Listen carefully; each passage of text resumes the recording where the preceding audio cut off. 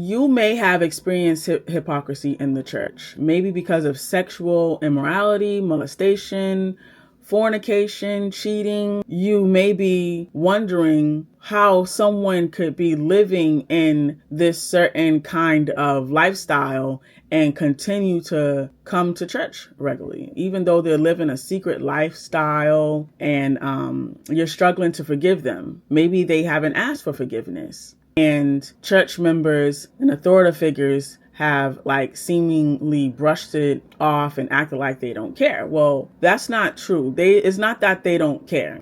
We probably feel like because they're serving the church, they're the closest thing to holiness and shouldn't behave in certain broken down ways. But the truth of the matter is, we're all broken.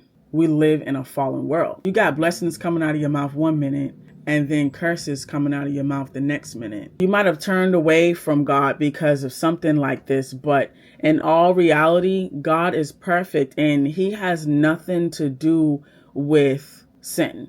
Those are things that Satan infiltrates into our minds and into our lives that we might become addicted to, or we might struggle with. No matter who you are, no matter what status or rank, we fall short and we fall into temptation and struggle with making the right decisions. We can't let that deter us away from a relationship with the Lord. Instead of blaming the church or God, he says we should be praying for their change on a daily basis without ceasing. Those people will probably go unnoticed for the most part. We could look at it as God exposed them so that we can keep them in our hearts and keep them on our minds. And we could really put in work to see God move. When we learn to separate the simple fact that God is perfect and pure and clean and good, and Satan is the one who comes to kill, steal, and destroy and tear things up. When we learn to separate those two things,